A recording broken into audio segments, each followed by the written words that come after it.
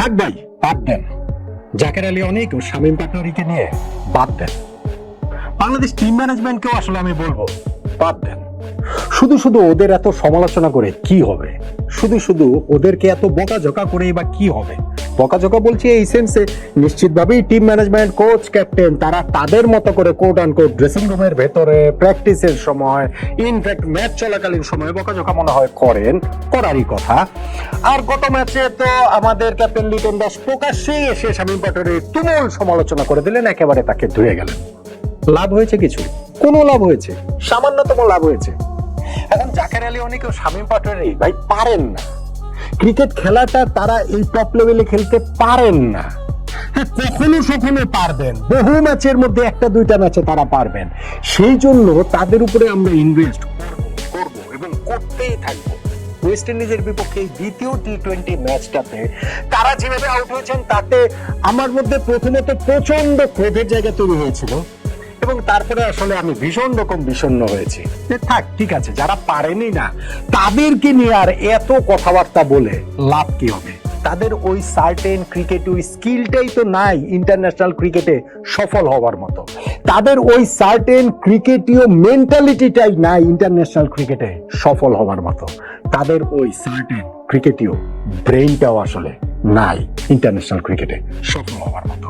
ফলে জাকের আলী অনেক এবং শামীম পাটোয়ারিকে নিয়ে আমরা যেই ইনভেস্টমেন্টই করি না কেন, আলটিমেটলি এটা রিটার্ন বাংলাদেশ ক্রিকেট কতটুকু পাবে সেটা একটা বিরাট বড় প্রশ্ন দেখছেন। এবং আমার কাছে আর একটা বড় প্রশ্ন রয়েছে, এই যে সেকেন্ড ম্যাচটাতে 11 থেকে নুরুল হাসান সোহানকে যে বাদ দেওয়া হলো, সেটাকে এই দুইজনকেই এফোর্ড করার জন্য সোহানকে আসলে বাদটা দেওয়া হয়েছিল কি হিসাবে, কোন বুঝটাতে? দেখেন, এই ম্যাচে জাকের এবং শামীম দুইজনের সামনেই একটা অপরচুনিটি ছিল, হিরো হবার অপরচুনিটি ছিল। ক্রিকেটটাকে আমরা বলি না যে জীবনের মতো আপনাকে সেকেন্ড চান্স দেবে, থার্ড চান্স দেবে, ফোর্থ চান্স দেবে, অনেকবার আপনাকে চান্স দেবে। হিরো আপনি প্রচন্ড রকম একটা এখন ভিলিভাই অবস্থায় রয়েছে, বাংলাদেশের মানুষজনের প্রবল সমালোচনার মুখে সেই দুজন রয়েছেন, কিন্তু তাদের সামনে হিরো হওয়ার সুযোগ এই ম্যাচটাতে এসেছিল এবং যেভাবে এসেছিল সেইটা অ্যাবসলিউটলি হচ্ছে কি তাদের স্ট্রেংথের জায়গা। অ্যাবসলিউটলি ওই জায়গা থেকে তাদেরকে ম্যাচ জেতানোর মতো অবশ্যই তাদের ক্যাপাবিলিটি আছে ভেবেই ন্যাশনাল ক্রিকেটে তাদেরকে নেওয়া হয়েছে, ন্যাশনাল টিমে নেওয়া হয়েছে, ইন্টারন্যাশনাল ক্রিকেটাতে তাদের খেলানো হচ্ছে।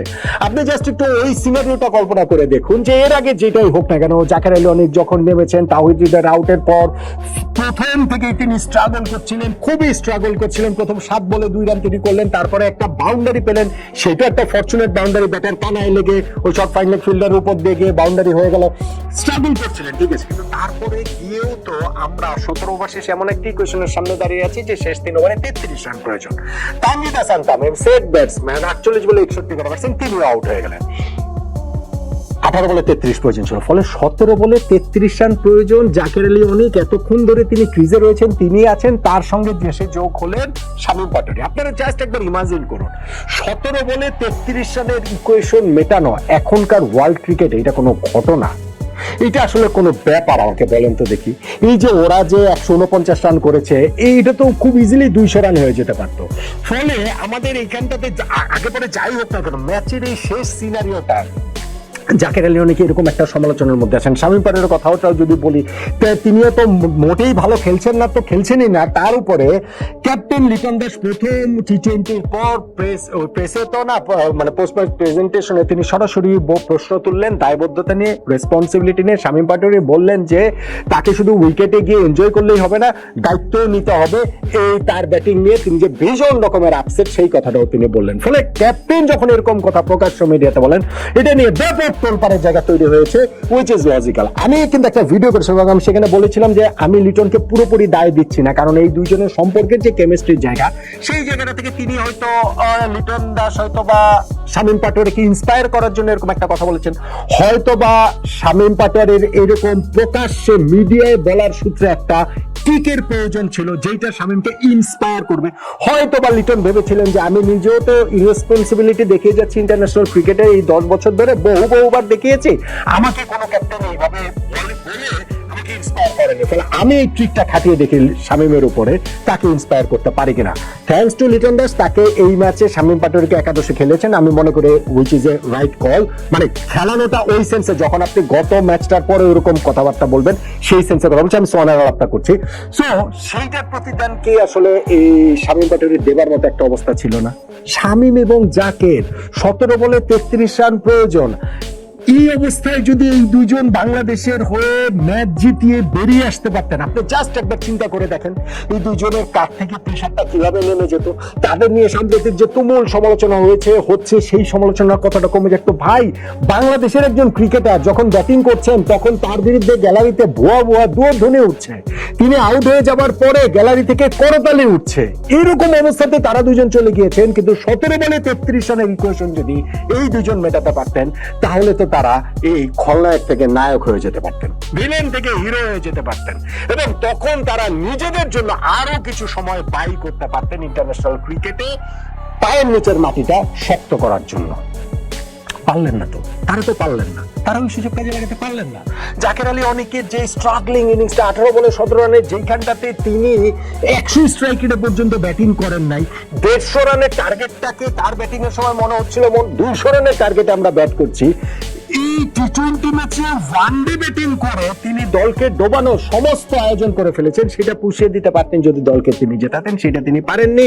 তিনি হচ্ছে গিয়ে অনেকবার শট খেলেছেন, ব্যাটে বলে কানেক্ট হচ্ছে না, প্রপার কানেকশন হচ্ছে না, ফিল্ডারের একটু কাছে গিয়ে পড়ছে, মিসকিউ শটে হচ্ছে গিয়ে 4 হয়ে গেছে। এত কিছু হওয়া সত্ত্বেও তিনি ওই জায়গাটাতে একটা পুল করতে গিয়ে স্লোয়ার ডেলিভারিতে মিড উইকেট বাউন্ডারিতে ক্যাচ দিয়ে আউট হয়ে গেলেন।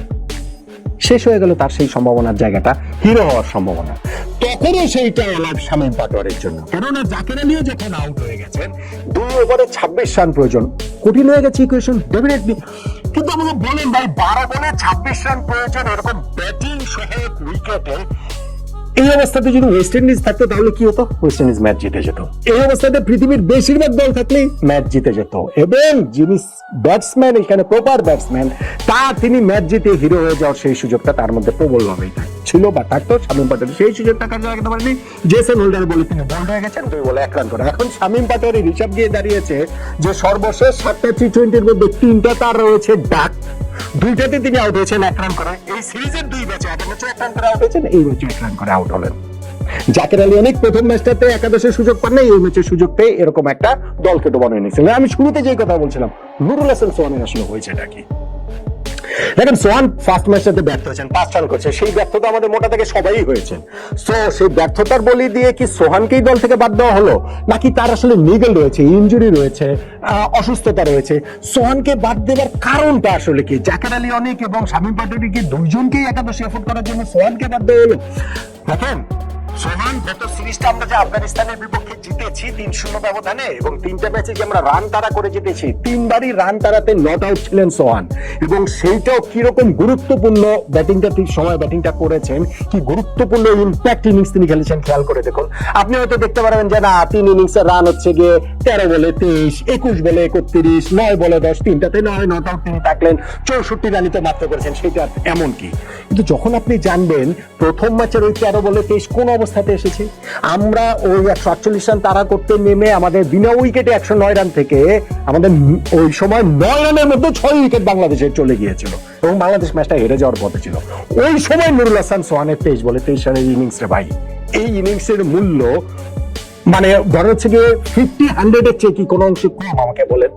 সেকেন্ড ম্যাচটাতে সোহান এই যে ব্যাটিং যে করেছেন 21 বলে অপরাজিত 31, বাংলাদেশ ম্যাচ জিতেছে 2 উইকেটে রে ভাই, তার ওই ইনিংসের গুরুত্বটা কোনোভাবে 50-100 এর চেয়ে কম।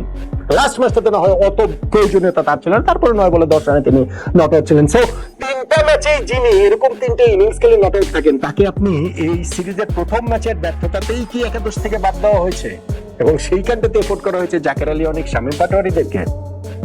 বাদ দেন ভাই, হচ্ছে না, এদের নিয়ে হচ্ছে না, এদের নিয়ে হবে বলে মনে হয় না। আমি আবারও বলছি যে ক্রিকেট খেলাটা কোনো অপরাধ না, তারা ক্রিকেট খেলে এমন কোনো অপরাধ করেননি, এবং তাদের প্রতি এই জাকের আলী এবং শামীমের প্রতি যে সমালোচনা হয়, একটা হচ্ছে ক্রিকেটীয় সমালোচনা, আর আরেকটা হচ্ছে গিয়ে ক্রিকেট ছাপিয়ে ব্যক্তিগত জীবনের সমালোচনা, নানান কিছু মিলে সমালোচনা, গায়ের বর্ণ নিয়ে সমালোচনা, গায়ের আকার নিয়ে সমালোচনা, খাদ্যাভ্যাস নিয়ে সমালোচনা, ওইগুলো আসলে আনফেয়ার, এবং ওইগুলো কোনোভাবেই এটা অ্যাকসেপ্টেবল নয়।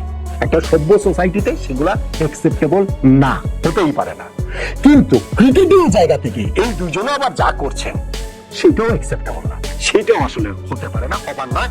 আমাদের ক্যাপ্টেন লিটন দাস আগের ম্যাচে যেমন শুধু শামীমের রেসপন্সিবিলিটি প্রশ্ন তুলেছেন, আপসিটার কথা বলেছেন, এই ম্যাচে শামীম জাকের তিনি নিজে, হৃদয়, ইভেন তানজিদ তামিম অনেকেই তো মানে অভাব তো নাই, সেই জন্য হয়তো আর আলাদা করে কারো কথাই আসলে তিনি ওইভাবে বলেননি।